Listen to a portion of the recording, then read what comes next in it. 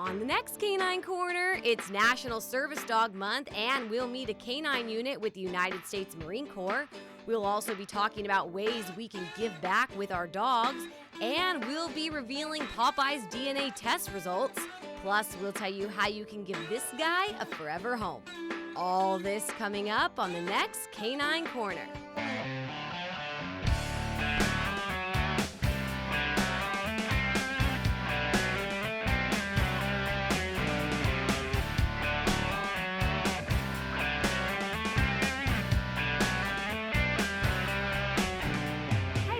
I'm Rhiannon Trutanich, your host for Canine Corner, the show that your dog will give 2 paws up. This month is National Service Dog Month, and we'll introduce you to a canine unit with the United States Marine Corps and learn about the work they do. And we'll be talking about ways that you can give back with your canine companion. Plus, Jean Bresovich from Tranquil Pet will be here to talk to us about heat safety for pets.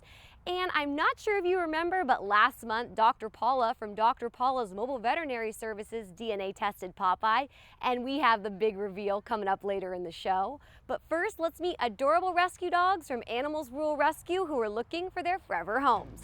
I'm Diane Higgs. I'm a volunteer at Animals Rural Rescue, which is located at 305 North Harbor Boulevard.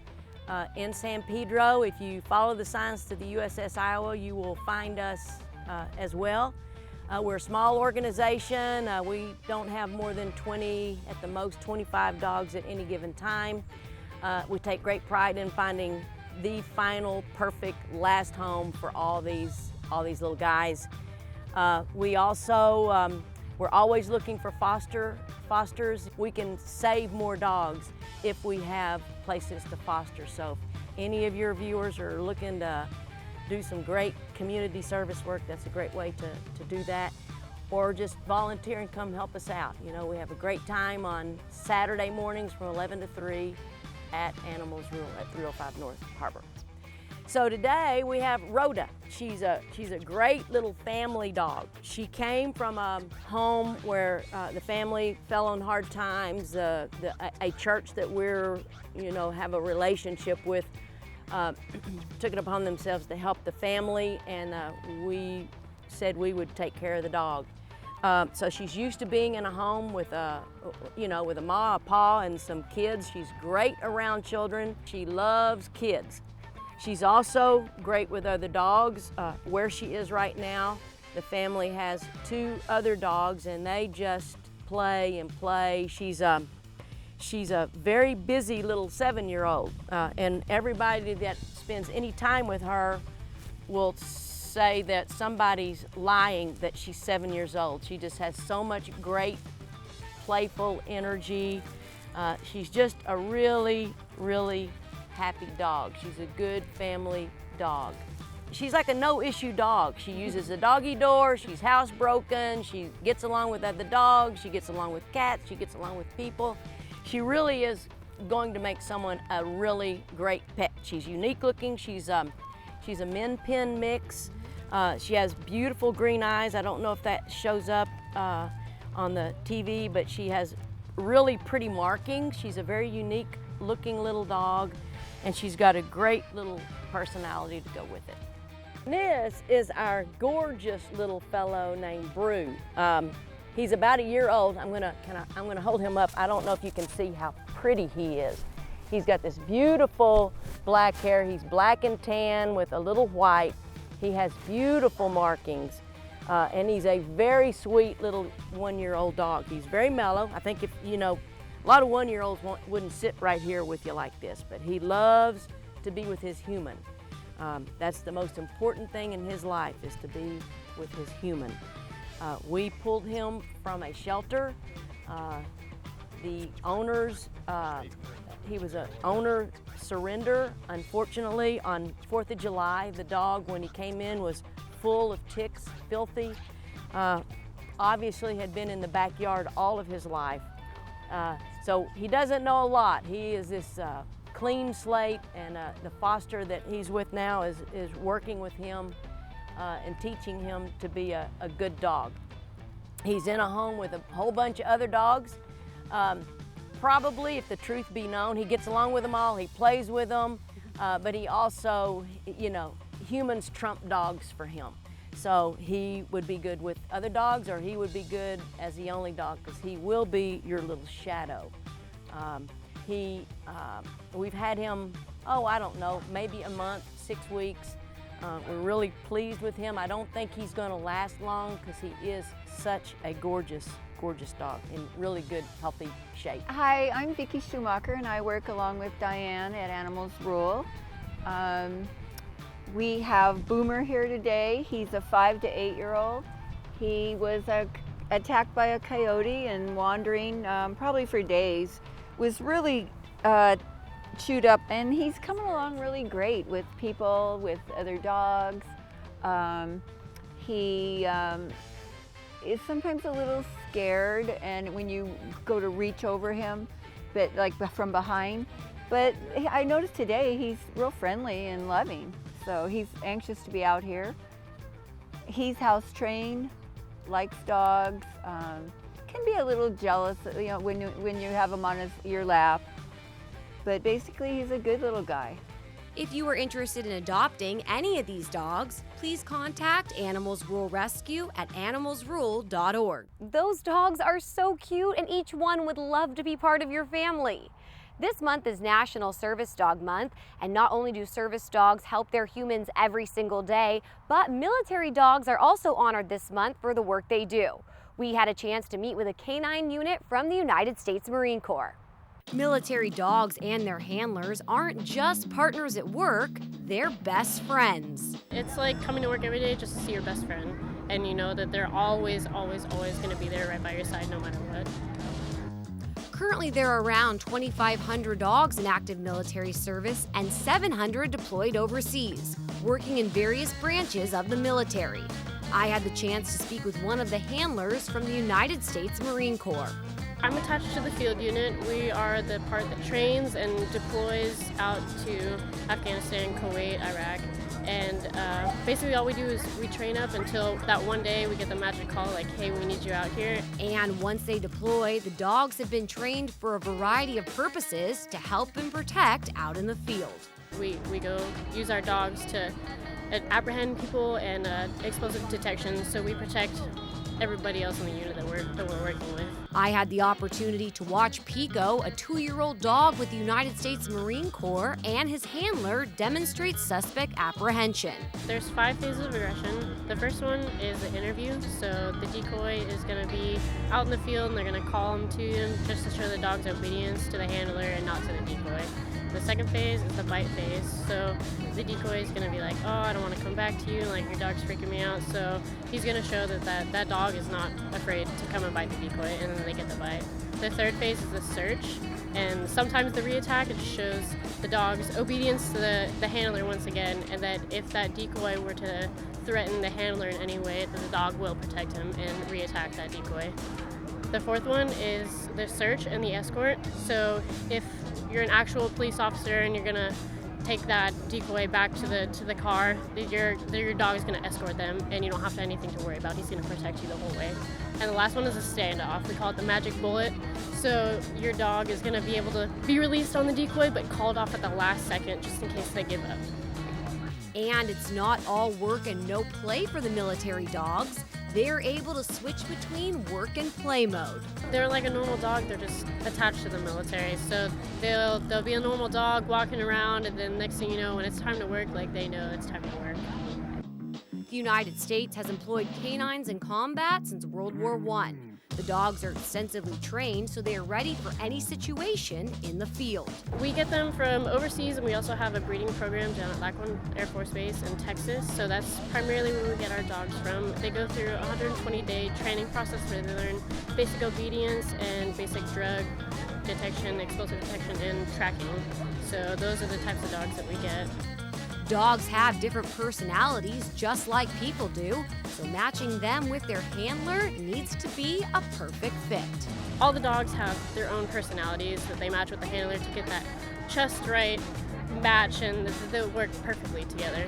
And that perfect pairing is what makes the dog and their handler such a great team. The dogs is literally like the best part about coming to work. You just have somebody that's always going to be there for you, always listen to your problems, even if it's just going in there on your weekends off just to take your dog out, give him a bath. Like, that's the foundation of like that great handler-dog relationship. And the relationship between the dog and their handler is one unlike any other. A big thank you to all military members for their service, including the furry four-legged ones. We're going to take a short break, but don't go anywhere. There's much more doggone fun when we come back. For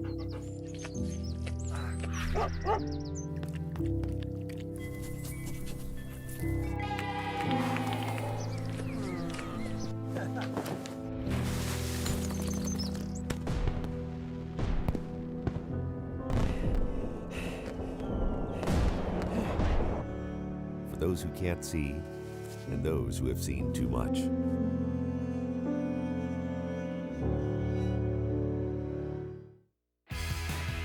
That's like 3 treats in one right Exactly. Oh, man. One of our specialty cakes is going to be our strawberry layer cake. I haven't seen any cake like this at any other bakery. I mean, this is amazing. This is beautiful, beautiful pastry. And if you have any leftovers, what do? Call Taste of Torrance and have me come by and pick them up, and We'll give you a call next time to come on by. Right on.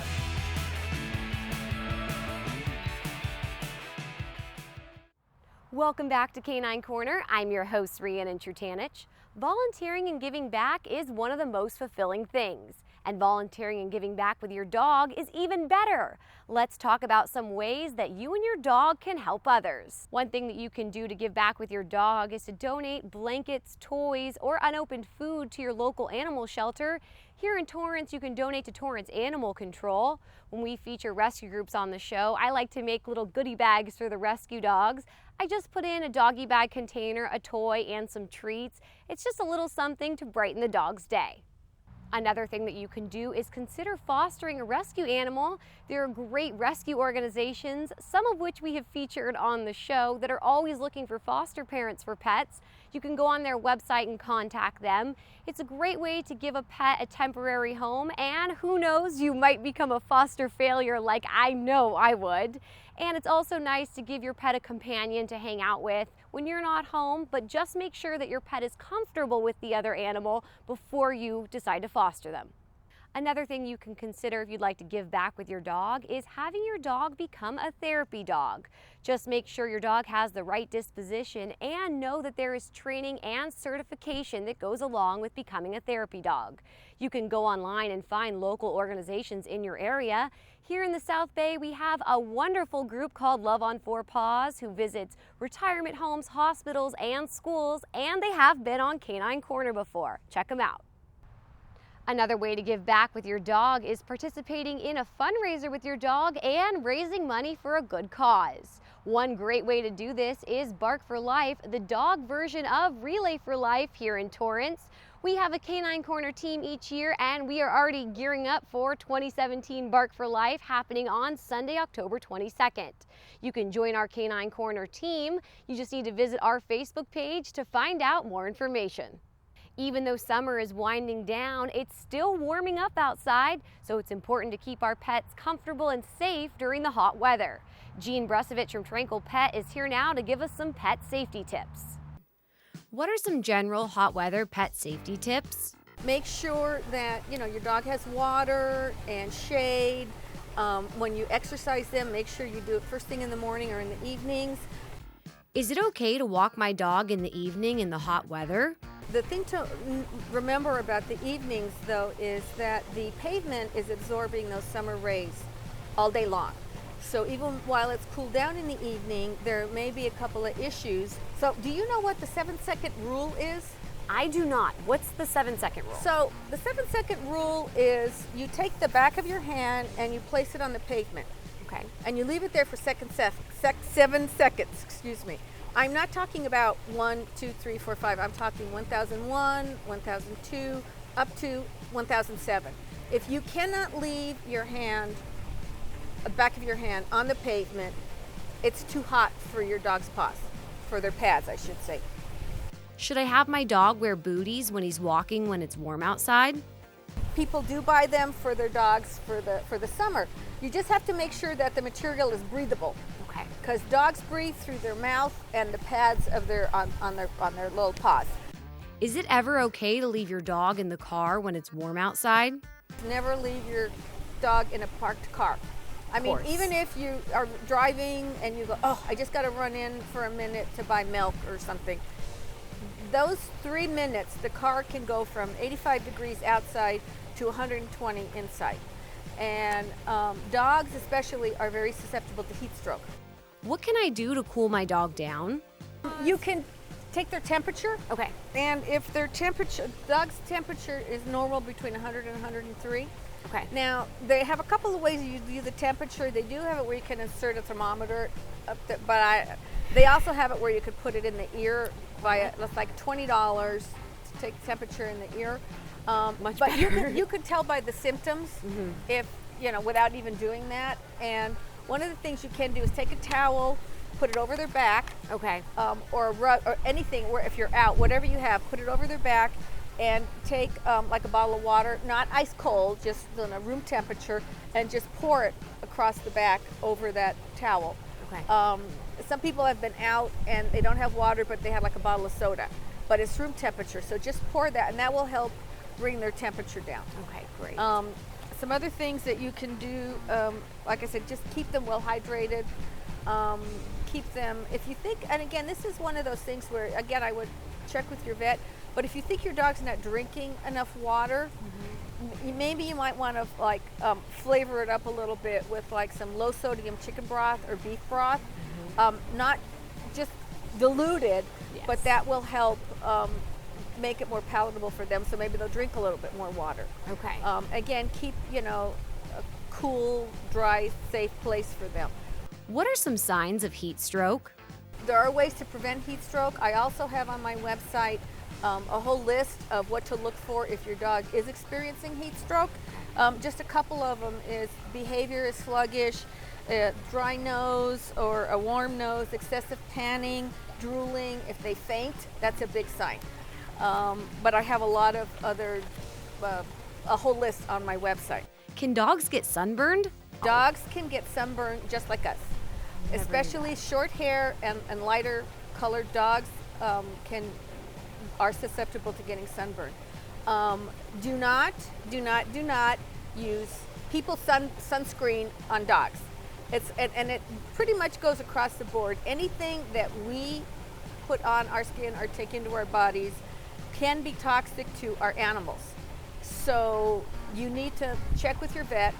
There are some sunscreens out there for animals, but I would ask you to talk to your vet about them. If you would like more information about heat safety for pets, or if you would like to contact Jean, please visit tranquilpet.com. If you have a question, contact us and we'll be sure to get you the right answer. Call us at 310-618-5762 or email us at caninecorner@torranceca.gov. Now, if you missed the adoption segment at the beginning of our show or just want to see the dogs again, here's your recap. Rhoda is a 7-year-old miniature pinscher mix. She's a very playful dog. She gets along with other dogs. She also gets along with children. She is housebroken. She's a very happy dog and would make a great family dog. Brew is a 1-year-old Dachshund Spaniel mix. He's a very sweet dog. He is happiest when he is hanging out with his human. He gets along with other dogs. He would love to have a forever home and be your best friend.